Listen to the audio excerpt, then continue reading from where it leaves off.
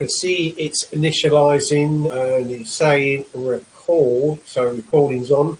I'll just go into participants. Going to bring my guest into the show. Just have a look, see where my participants are. Just me at the moment, so I can't really do anything. So when it's coming on, he's here now. Haha. Good man. You want us to go us? There we are. Got all over there.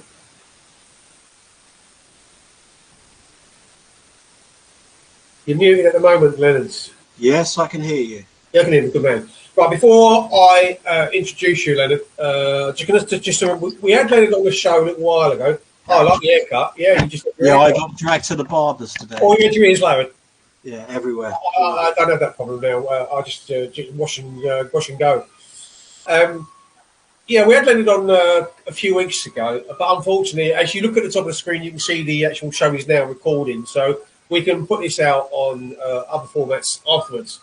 Now, Leonard is going to tell us some interesting stuff, but what I want to do is basically go over a bit of ground, because when we did do the show a couple of weeks ago, it didn't record, so it was an absolutely amazing show, and Leonard is such a guy that's so full of knowledge, that he's seen quite a lot, and really kind of like an open, well, I wouldn't say an open book, more of a closed book until he lets you know what's inside it.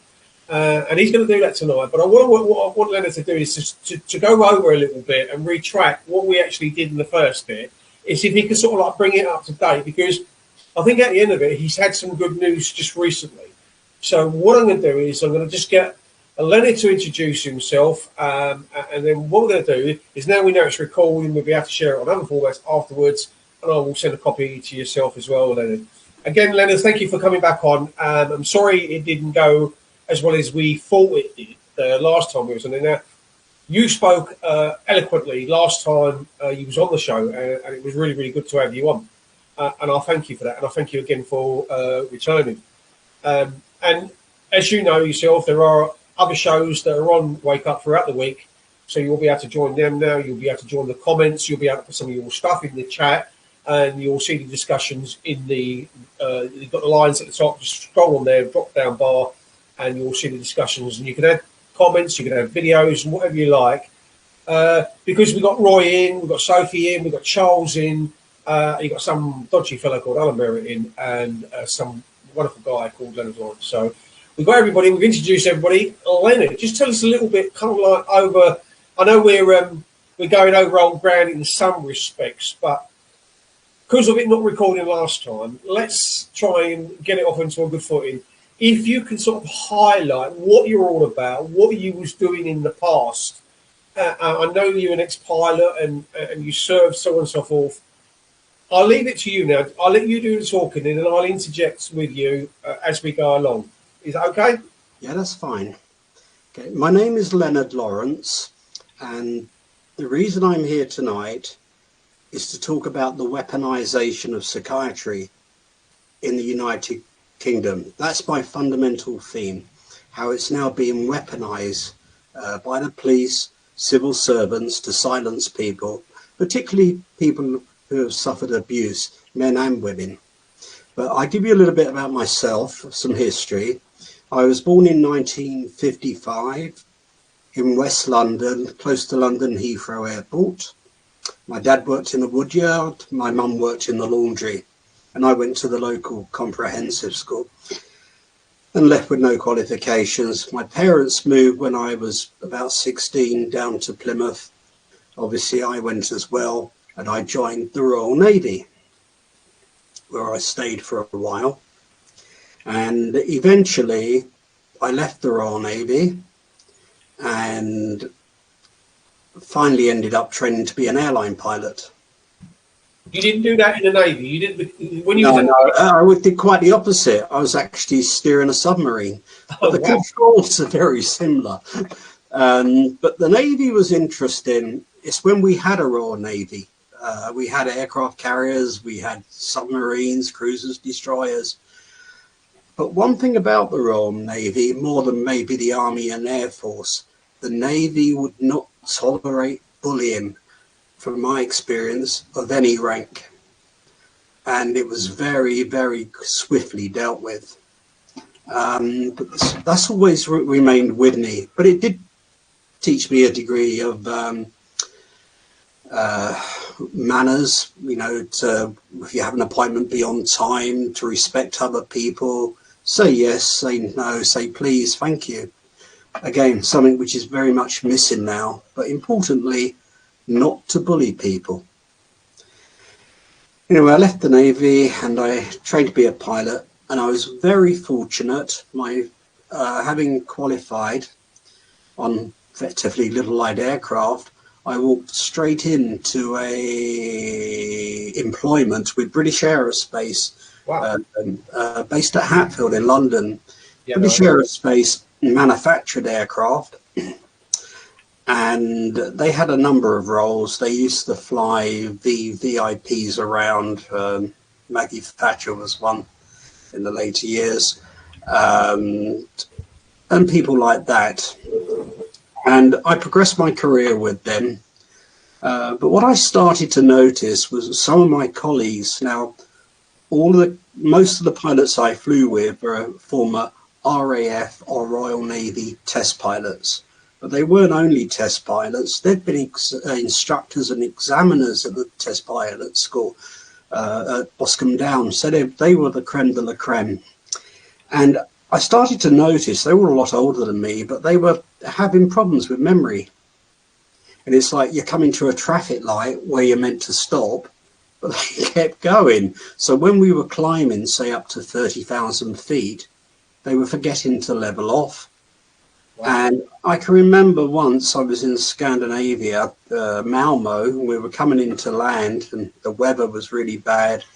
Cloud base was about 100 feet. And all down the instrument landing system, which is a beam sent up into the sky, and you follow that beam down, I was giving my colleague a call, and he was an ex-RAF flying instructor, and he just wasn't responding. Then at about 100 feet, I gave him another call, and he said, that's not a standard call. But he hadn't heard any of my calls. I now know what the background of this was. Anyway, I left British Aerospace, and I flew with a Scandinavian airline. Then I returned to flying executive jets. Mrs. Thatcher, I flew Prince Charles, people like that. And I was suffering fume events. Now, a fume event is when you fly in an aircraft, with the exception of the Boeing 787 Dreamliner, aircraft take their air from the outside. It goes through the jet engine, and it's bled off a high stage compressor into the cabin, and that's the air you breathe. But one of the problems is the engine seals are meant to be lubricated, and when these seals fail, the oil from the engine is getting into the cabin. Wow. And that's when you have a fume event. But the problem with these oils, they contain hydrocarbons, a lot of them. One of the most dangerous properties is a chemical which is referred to as organophosphates on the aircraft, particularly tricresyl phosphate. Now that's very closely related to sarin, Novichok, those type of chemicals. Wow. And people are not aware of this. So when you have a flume event and all these oils, hot oils as smoke come into the cabin, you're breathing these chemicals by inhalation. And of the 26 pilots tested with me, we all had moderate brain damage. Wow. But what people are not aware of, so do the passengers have this, so do the cabin crew. It only takes one exposure and you can have what I have. And I have a diagnosis from Southwest Regional Neurological Centre of brain injury. I also had the same diagnosis from Duke's University in South Carolina. So I had brain damage. I was married. We lived in a nice house in Gerrards Cross in 2004. House was worth about 720,000. A lot of money. Yeah. And I was having problems with memory, and my spouse noticed this. And one of the problems is 70, according to the Brain Injury Rehabilitation Trust, 70% of people with brain injury are divorced by their spouse. Wow. Who wants a cripple? Who wants a cripple? Not everybody. Yeah. So anyway, my wife planned to divorce me. She set in place measures to hide her assets, including her discretionary trust. And a problem occurred that my children said they didn't want to live with their mum. They wanted to stay with me, the two girls, and that ruined their plans. So I applied for an order to take custody of the children. And my wife ran to the police, made all these allegations against me: indecent assault, sexual harassment, theft. But she asked the police to delay arresting me for a few days. And on the day I was due in court to get custody of my children, Thames Valley Police arrived at the doorstep at 8 o'clock in the morning. I'm arrested, taken to High Wycombe, weren't treated very nice. They wouldn't ring my solicitor, wouldn't ring my colleague. I've heard that so many times. Oh, well, this is why we're going into it. Then eventually the police rang the lawyers and the court, and they said, well, Mr. Lawrence was meant to be here this morning. Then the police said to me, he said, we see this all the time. We're being set up, but it's our senior officers who tell us we must do this.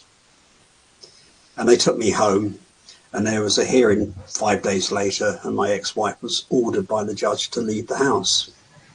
So it's strange though, Leonard, when on that note itself alone, what you've just said in that line alone, when you talk about the likes of John Wedger and Maggie Oliver, yes, completely thrown under the bus by their superiors, regardless to John being a highly decorated police officer, right? Yeah.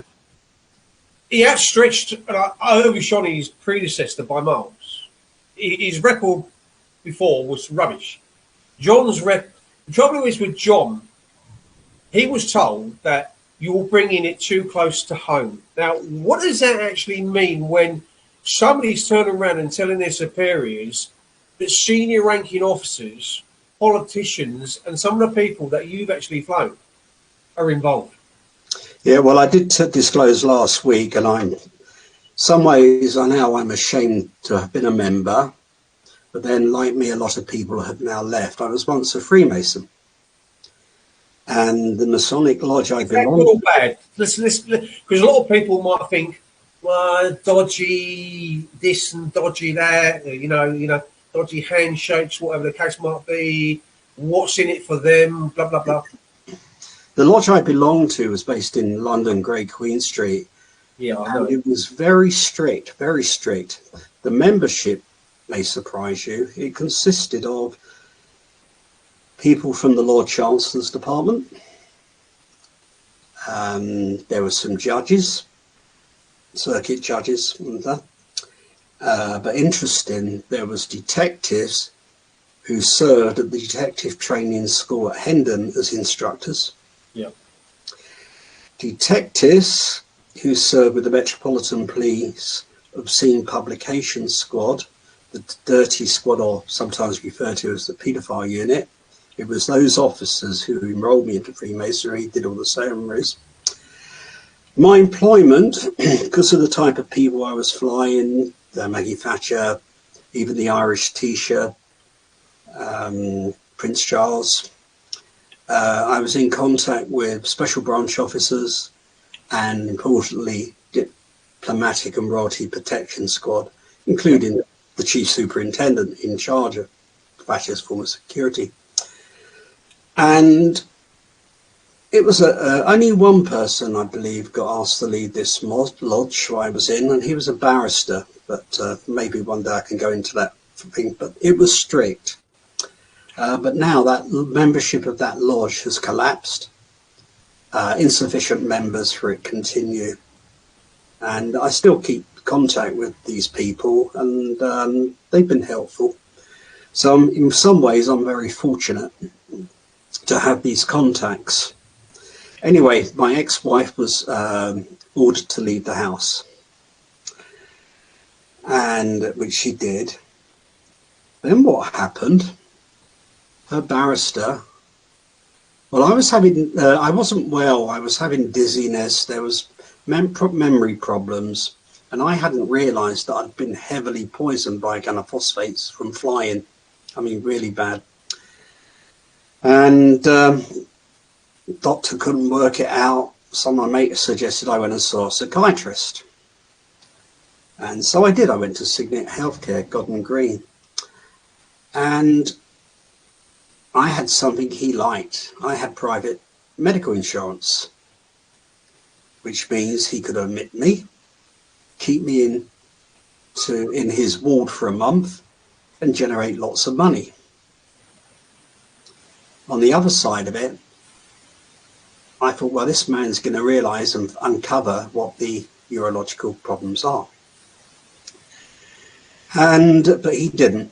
And interesting, the Australian Pilots Union had just made a DVD all about the effects of toxic chemicals on aircraft. I gave it to this psychiatrist, and 2 years later, I found out he hadn't even taken it out of the packet. Oh, it's still in the thing. But this is something we see all too often, because when we talk about personified corruption, there's no bars hold on how far people actually go. I just don't know what it's all about. Whether at the end of the day, it's kind of like whoever is top of the chain, and the feed down from that top of the chain is overwhelming, that you then speak out because your legs will be just taken away from you, like Maggie Oliver, like John. Yeah, we'll deal with that. And like Len Lawrence, as you know. Yeah. But the doctor was, he wasn't malicious. He was just incompetent. As a psychologist later said to me, by the time he'd viewed that DVD, Mr. Lawrence, it would have taken an hour. He could have seen 2 or 3 private patients in that time. Anyway, what happened, my wife's solicitors and barrister pulled a real stump. They went to the doctor and had me certified under Part 7 of the Mental Health Act as lacking capacity without a medical. When an NHS doctor had written, probably a week earlier, my cognition was grossly intact, and he believed I was suffering from the effects of trauma from an incident in the military, and I needed CBT. But no, I've been certified, and all my rights were taken away. And from under Part 7 of the Mental Health Act, you become a patient subject to the Court of Protection. The late Christopher Brooker, the journalist for Private Eye and the Daily Telegraph, described this court as the most secretive court in the land. And anyone who dares to speak out are at risk of civil restraint orders, extended civil restraint orders, with the threats of imprisonment and the seizure of all your assets, including your home. It's a very good way to silence people. A bit like Melanie Shaw. Yeah. Rather than take Melanie Shaw into an open courtroom where she could talk to the public, no, she gets certified under the Mental Health Act, put into Rampton and left to rot. But as we know, she's now out. It was Style Prison first, didn't she? Yes. So we're into that sort of arena now. Now, what I saw, I wasn't allowed to make any decisions. I had no input. Now, my next of kin was a man called Alistair Wilson. Alistair Wilson was the clinical director of trauma at the Royal London Hospital, the founder of the London Air Ambulance. He was the president of the British Trauma Society, Accident Emergency Medicine, and the president of the European Association of Trauma Surgeons. There was another friend, Major McGee, Army. He was a consultant anaesthetist, but he was also in their intelligence service. Those two and 2 others, including a Freemason who was senior provincial grand rank, They applied to be my guardian, and they were all considered unsuitable to be look after me. So they had me. I couldn't escape, and that's what's happening now. Yeah, let me just come in for a second, Leonard, because in the chat we've got a great guy called Charles Ernest Spencer. Now, Charles was on the show with us last time we did this. He's an ex-serving Royal Navy man himself, so he was in the Navy, served honourably for the Navy, had a few issues in the Navy where you were saying about the bullying and so on and so forth. He had one or two of his people that weren't so kind, perhaps to him. Well, that's another story. But Charles, actually, if you look in the chat, the bubble underneath you, if you where you got the time bar, where you got the time clicking away, 21 minutes, and then you've got a little bubble. That's the chat. If you click on that chat, it all comes up on your screen, so you can read who's watching the show and who's involved, and you'll see Charles. And then depending on how we get on, I might actually bring Charles on later on, and let two military men speak together, or two Navy men speak together in that respect. But he actually worked on Melanie Shaw's case. And he's a great common law man. I think me and Charles have been in 4 courts ourselves, the family courts, magistrates courts, and Mackenzie Friends. Yes. Brilliant common law man. And Charles does a show on a Tuesday night with Delroy, and they talk mostly about common law. And Charles is spot on what he does. He lives out in the Ukraine now because he's married to a Ukraine woman. And that was an interesting story what Charles said about what happened to him in Ukraine to meet his wife and so on and so forth. But when you talk about political prisoners, there are something like 3,000 political prisoners that are locked up in this country. Yes. And people don't know. There's a few names I know, but it seems that if you speak out, and what you've been through is horrendous. Taking the word of somebody else, when somebody says one thing and somebody says another, the contradiction in it all. It's just mind blowing. Yeah, talks and stuff like that are corrupt. Right, so I'm trying to keep on track. As you know, I've got a brain injury, but we'll carry on. So the divorce started, and the official solicitor took control of my affairs, and he's not allowed to make clinical and financial decisions on you, only the Court of Protection. And they appointed a barrister called Dominic Brazil. No, he was my wife's barrister. They appointed a barrister called Nicholas Allen, and the divorce legal proceedings then started. But what I didn't know, that the solicitor who had conduct of my divorce in the official solicitors, her name is Helen Cliff. She's well known to Brian Gerrish. She's also well known to Anne Gregg and others, because she dealt with the Holly Gregg case. Yeah. And didn't disclose to the court about the financial payments made to Holly Gregg for PTSD and for sexual abuse. So that was the creature who was in charge of my affairs in the Court of Protection. And what I didn't know, my wife's barrister and Helen Cliff had worked together in family law. She had been a solicitor, he was a barrister, and she had briefed him in all her family cases. So it was easy. He gets to be certified, handed to his friend, his mate in the official solicitors, and she allowed him to absolutely asset straight me by not disclosing the Court of Protection certificates to the court. Then I ended up homeless on the streets. They just turfed me out. And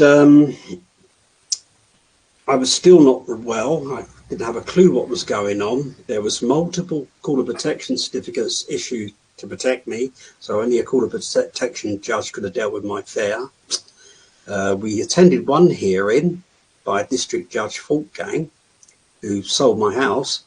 We now know he's never been a Court Protection judge. Oh, shit. Yeah, there was 6 of them.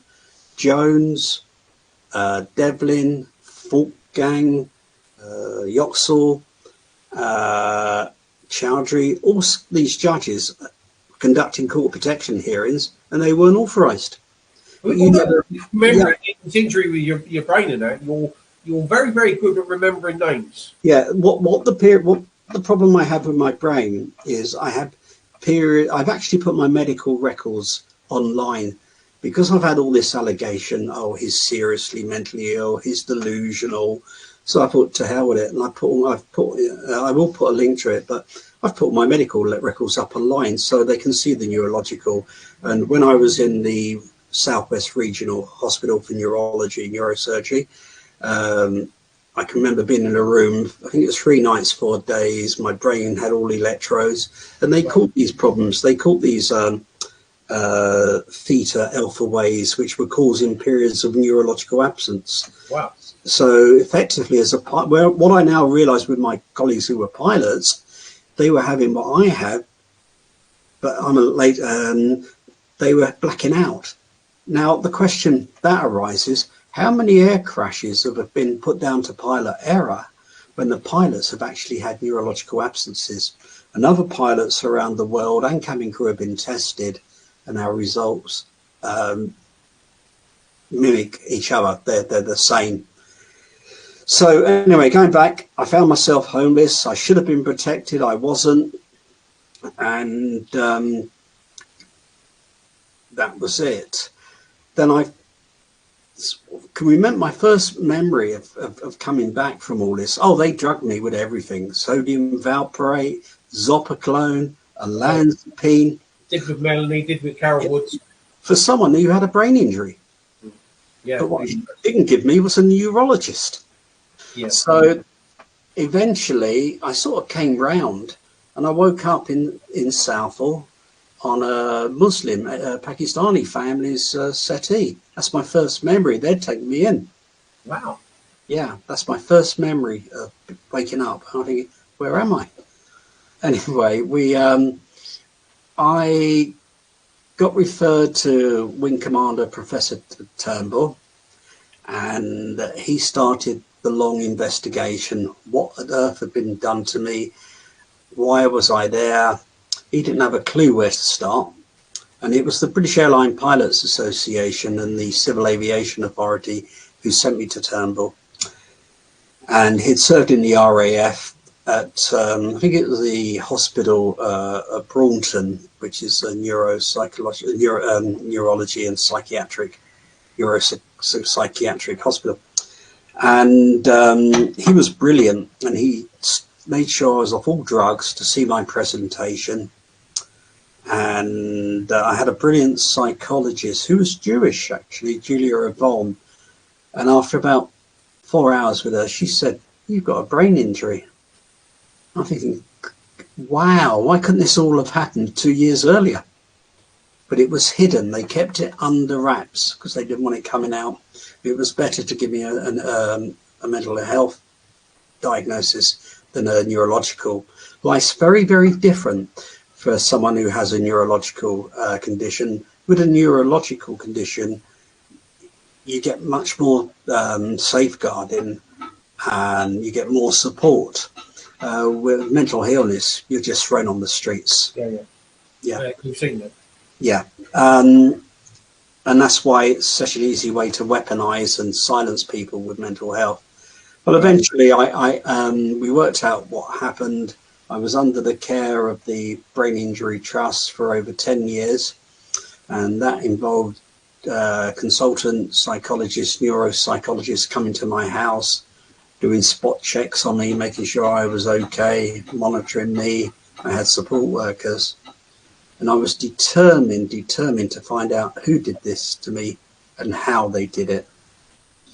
And one of the interesting things I encountered was policemen, including those at the rank of superintendent, from various police forces and from regional crime squads, come to see me when I lived on Dartmoor, or contacted me to tell me where to look and what to do.